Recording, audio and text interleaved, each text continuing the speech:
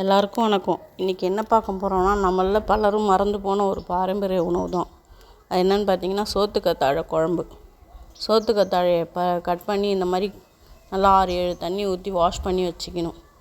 அந்த குழப்பே இருக்காது. அந்த மாதிரி வாஷ் பண்ணி எடுத்து வச்சுக்கணும். பூண்டு உரித்து வச்சுக்கிங்க. சின்ன வெங்காயம், கொஞ்சமாக புளி ஊற வச்சுக்கணும்.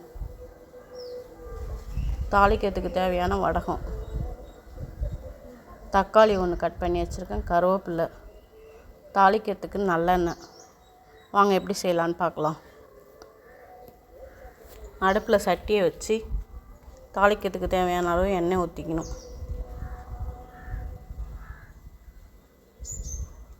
எண்ணெய் ஊற்றினதுக்கப்புறம் தான் அடுப்பு பற்ற வைக்கணும். எண்ணெய் காயிற வரைக்கும் கொஞ்சம் நேரம் வெயிட் பண்ணுவோம்.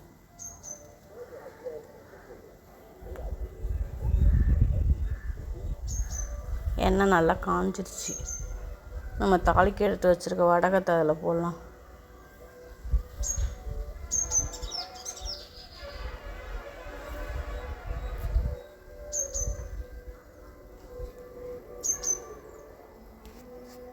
வடகம் போட்டு கருவேப்பிலையும் அதில் போட்டுடலாம்.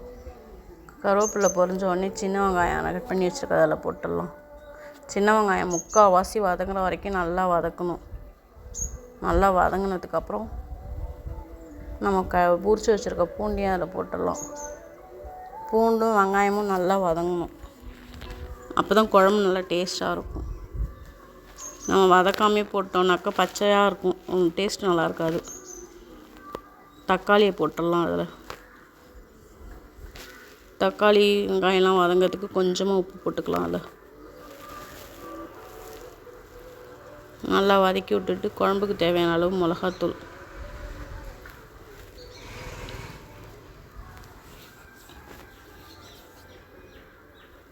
அந்த சோத்துக்கத்தாழையும் அதில் போட்டு நல்லா பரட்டி எடுத்துக்கணும். அந்த எண்ணெயிலேயே பூண்டு வெங்காயத்தோடு சேர்த்து நல்லா வதக்கிடணும். குழம்புக்கு தேவையான அளவு மிளகாத்தூள், உப்பு எல்லாத்தையும் போட்டு அந்த எண்ணெயிலே பரட்டிடணும். கரைச்சி வச்சுருக்க புளியை ஊற்றிக்கணும்.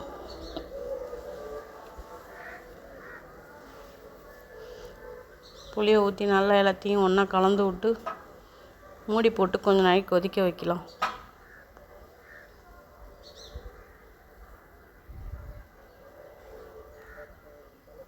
கொஞ்சம் கொதித்த உடனே நம்ம ஒரு பூண்டை எடுத்து நசுக்கி வச்சுருக்கணும், அதில் போட்டுடணும்.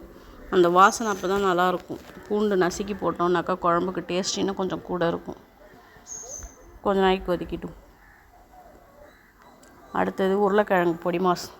ஒரு வானலில் வச்சு எண்ணெய் ஊற்றி கடுகு உளுத்தம்பருப்பு போட்டுக்கணும்.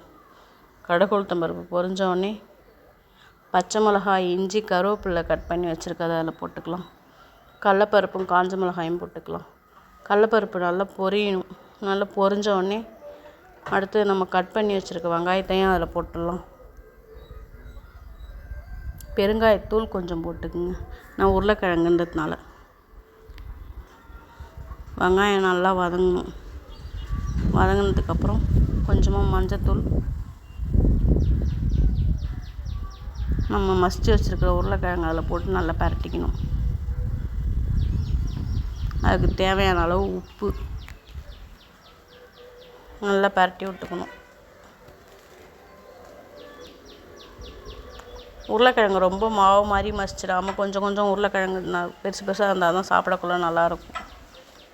கொஞ்ச நேரம் மூடி போட்டு வேக வச்சுட்டு ஒரு கிண்டி விட்டுட்டு தேங்காய், கொத்தமல்லி எடுத்து அதில் போட்டுக்கலாம். ஸ்டவ் ஆஃப் பண்ணிடலாம்.